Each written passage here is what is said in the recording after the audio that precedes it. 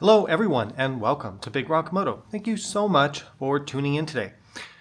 As we know, adventure bikes are kind of heavy, right? And the big BMW GS, whether it's a 1250 Adventure, or this new 1300 that I have, they're definitely on the heavy side. And anyone who does any sort of motorsports, whether it's motorcycles, cars, or whatever it is, knows that for performance, you need to add lightness, right? Take things off, make the vehicle or the motorcycle lighter. You're going to increase performance on the road, on the track, off-road, whatever you're doing. So my question is, how much weight can I drop off my BMW R1300GS from the way it's configured now with my racks and bars and luggage and whatever? How much can we get off of that reasonably and still have a bike we can use both on and off the road? So that's what we're going to do right now.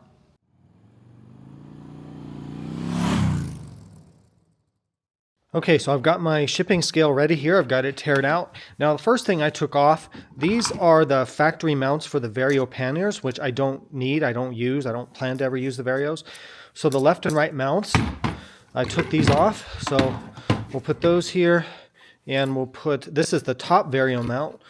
So let's see, surprisingly, that is 5.5 pounds just from that. So we'll make a note of that in our record. And now let's weigh the upper crash bars. And that weight is all up high on the bike. Think about it, because that stuff was up under here and up on here. Okay. Now let's get our upper crash bars on the scale with all the mounting accessories. So I took these off.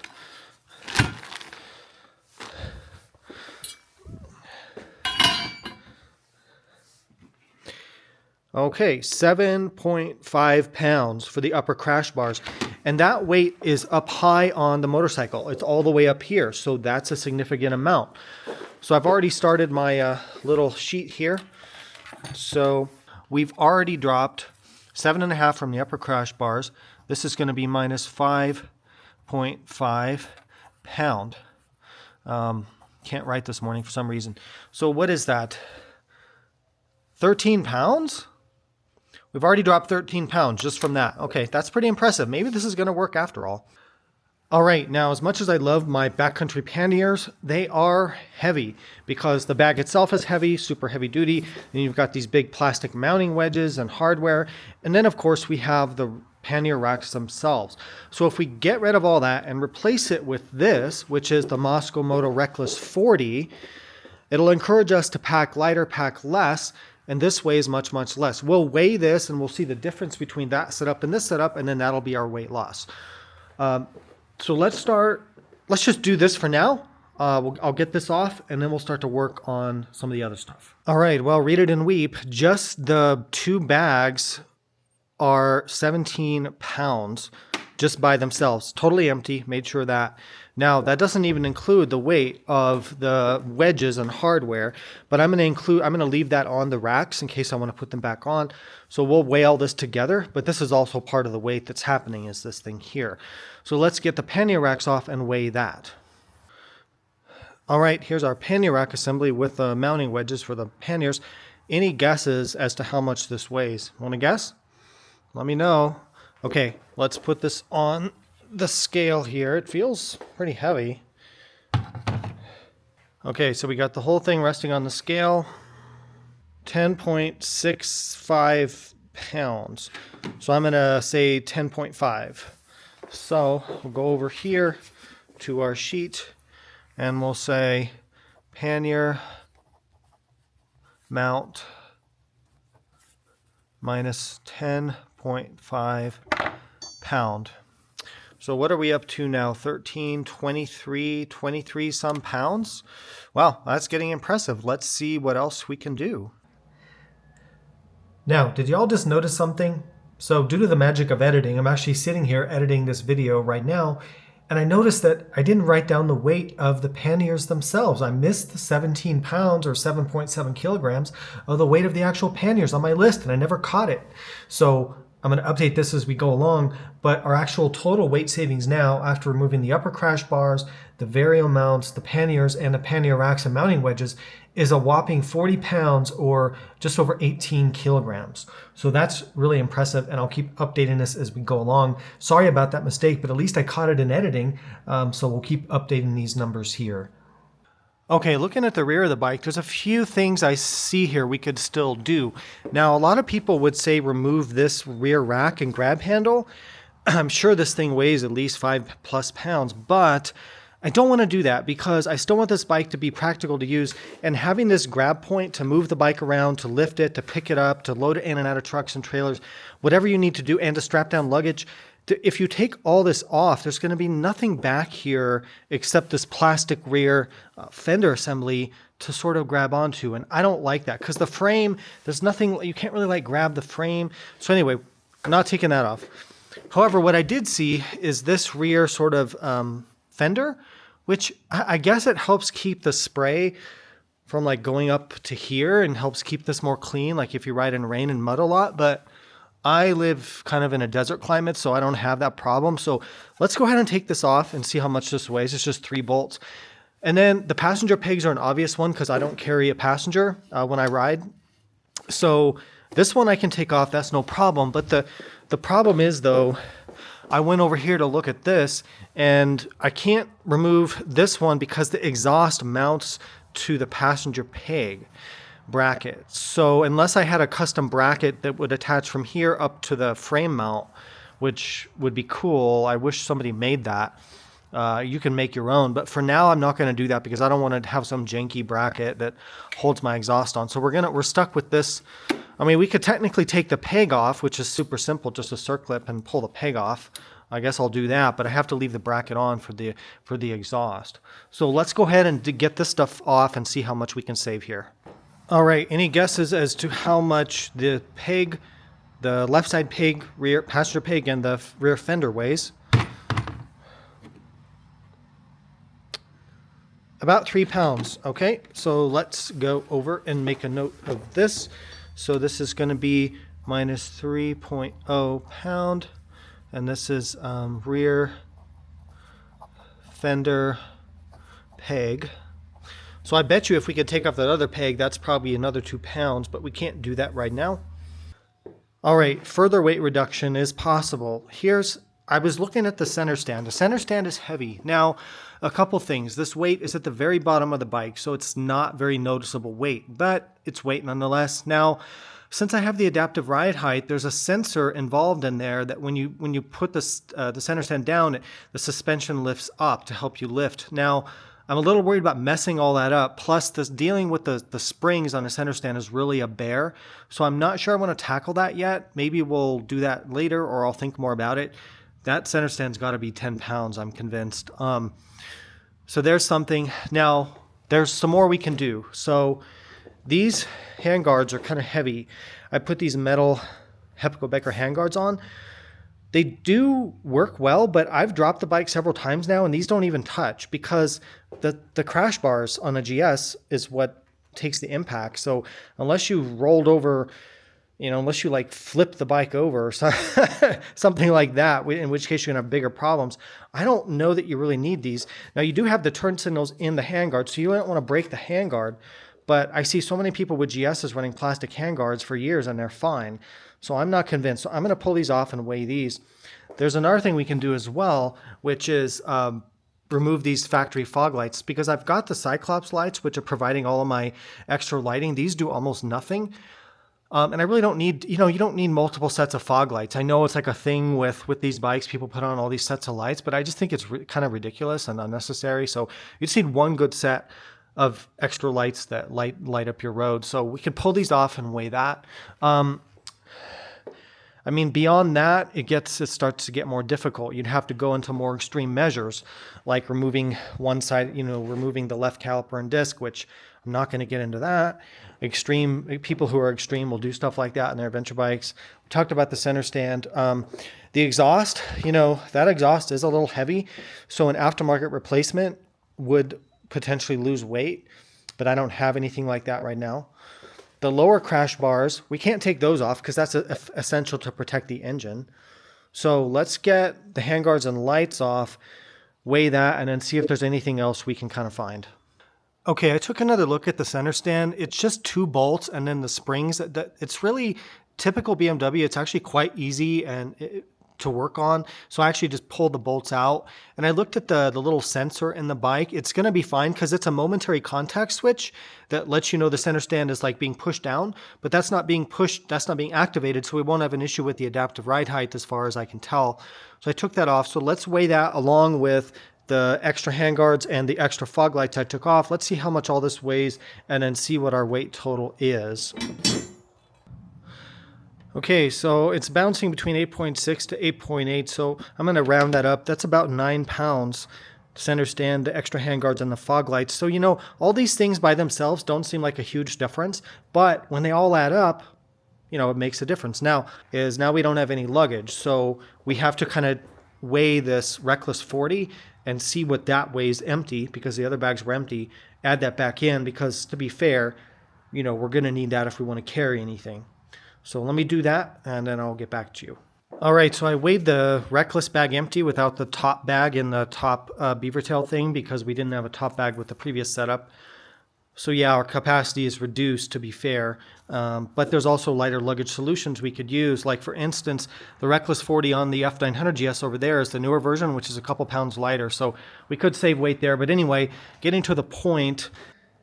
All right, I'm not very good at math, obviously, and I'm not very good at writing things down on a notepad and keeping track. So I don't know what happened, guys. But as I'm doing the editing here, I just figured, okay, let's make a little spreadsheet. I'm good at those, at least, usually, right? And let's see what actually happened here with the weights. All right, so here's the actual result, okay? You can see everything listed out here in pounds and kilograms, what actually came off the bike. All that totaled up to 52 pounds, or 23.6 kilos. Then we added back in the Reckless 40 bags, which added 6.5 pounds back in, or about 3 kilograms. So our net weight reduction after adding luggage back on was still 45 pounds, or just over 20 kilograms. That's really, really substantial.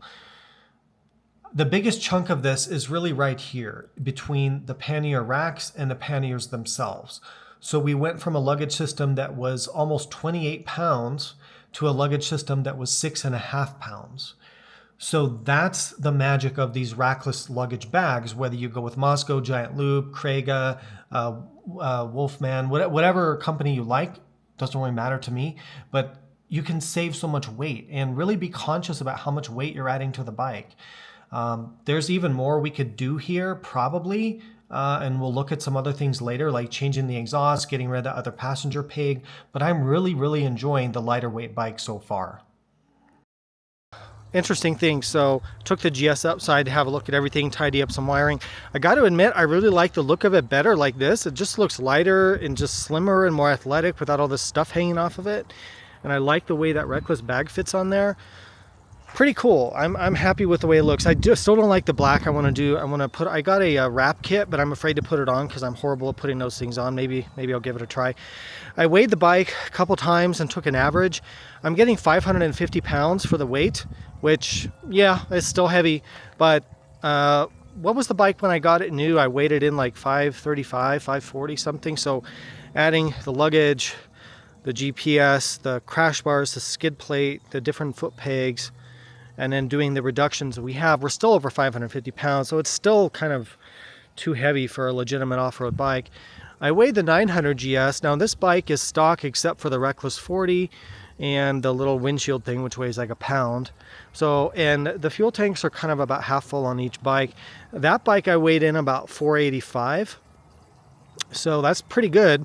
It actually is good news for the 900GS that it seems to be coming in at its published figures or thereabouts. So that's what, a 55, 70, that's still a 70 pound weight difference between the two. Now, when you actually sit on the bike and go to ride it, the 1300 feels lighter. It feels lower to the ground because it is lower seat height, and the center of gravity feels a little lower on the 1300. The 900 actually feels heavier despite being 70 pounds lighter. So things are not always quite so clear, but this bike is so much more athletic off-road and just more natural to ride off-road. And when you get into technical situations, 70 pounds less is going to be important. But I still think I'll take the 1300 for the overall highway performance, comfort, stability, the luxury features, the technology of it, the shaft drive. I still think I'll probably take that personally as my adventure bike rather than a 900. This bike's on loan from BMW and I own the 1300. So I guess what I want to know is from all of you all, do you think that this is a complete stupid exercise waste of time? You know, it took about an hour and we dropped about 30 pounds off. Do you think this is dumb? Like, okay, we don't have a center stand now, so we lost some convenience there. We don't have the luggage racks, we lost some convenience there. We took off some lighting. What else did we do? Took off passenger peg. So yeah, we did kind of lose a little practicality, I suppose. Do you think that's stupid, or do you think 30 pounds is worth it? I don't know. I haven't decided yet, but let me know what you think in the comments. Also, let me know what you think of the 900GS. That's a pretty cool bike. I did a first ride on that, and then I have an in-depth review coming soon. But I'd like to know your thoughts on this whole weight thing for adventure bikes. You know, I would love to have an adventure bike that was under 450 pounds with luggage ready to go. I just don't know if that's going to happen. Maybe like a T7 on a really strict diet or a Touareg on a really strict diet. Maybe we could do it, but that's going to be tough. I don't know.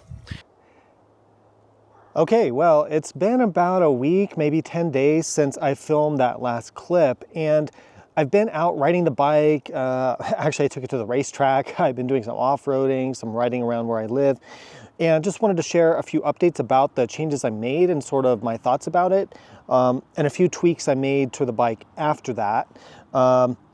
So yeah, let me flip this camera around and then we'll talk through this a little bit more. All right, so I ended up putting the fog lights back on. The only reason for that is that I was getting an error message on my dashboard that came up every single time I started the bike, and you had to click the buttons like 3 times to get it to clear. It said, you know, auxiliary headlight not functioning, you know, warning or whatever. So it got super annoying after a few days. So I just said, okay, I'm gonna put the lights back on. They only weigh 1 or 2 pounds, and I figured, well, more light can't really hurt. So I added that back in. But all the other weight-saving stuff has actually turned out to be a success. Now, have I missed the center stand? Honestly, no, not yet, but time will tell. But for now, I haven't missed the center stand at all. I really like the rackless luggage. I think this is a great solution for adventure motorcycles, just getting rid of the weight of the racks, keeping the weight of the luggage close to the bike as you can. It really helps with the handling, and the bike just feels nice and light. What else? So I guess that's the updates on sort of the weight reduction stuff. I've been actually really happy with it. And now, do I notice the reduction in weight? Actually, I do. 30 pounds is noticeable. I notice it, you know, just pushing the bike in and out of the garage. It's not a dramatic difference, but you notice it. And then riding it, it just feels a little bit sportier, a little bit lighter, a little more fun. So I like the less weight. Yeah, I actually do notice it. Some people have said, oh, 30 pounds on a heavy bike is not really enough, but actually I think it is significant, and it does make a difference. So keep weight in mind when you're bolting a bunch of stuff onto your bike. Now let me talk about these graphics really quick. Got kind of some shadows here with the lighting. So this is a partial graphics. I ordered the full kit from a Dab Rabbit design company. I think they're out of South Korea. If I'm not mistaken. I don't have any affiliation with them at all. They have a ton of designs for a lot of bikes out there, and I really like the designs they had. So I went through their site, picked out this design for my GS. I didn't do the whole bike because it ends up looking a little bit too much graphics for me, like if you do the fenders and the handguards and the beak and the windshield. So I just put on about half the kit, because I wanted to change up and add some color to it. I really like blue, I really like the gray. I think it really kind of ties in together. So let me know what you think. You won't hurt my feelings. Do you think it's ugly? Do you think it looks great? Let me know. I personally like it, and so because it's my bike, you know, that's matters to me. And I really like changing up the look. I just didn't like the all black. Plus, I didn't do a very good job installing it, so don't look too close. But these also kind of protect the bodywork, you know, from your legs and dirt getting rubbed into it. So I don't know. I'm a fan of these wraps. They are kind of a pain to install, and they take some time, and probably get a professional would be my recommendation, unless you're really good at this kind of stuff. All right, so Stay tuned, because in the next probably week or so, maybe 2 weeks at most, I'll be publishing a 1,000 mile review of the 1300, talking about what I like about the bike, what I don't like about the bike. It's mostly going to be pros and cons. I'm also going to try to answer some of the questions that you all have sent in. So I appreciate all that feedback out there and all that good engagement. But yeah, come to think of it, if you have any major questions about the 1300 you want me to answer in that video, put them down in the comments below, and let me know what you think of the weight savings. Let me know what you think of the graphics kit. And remember, you really can't hurt my feelings, so don't worry about that. Otherwise, thank you so much for watching. Please stay tuned for the next few videos coming on the 1300. I think they're going to be pretty cool. And other than that, ride safe, and I'll see you out there.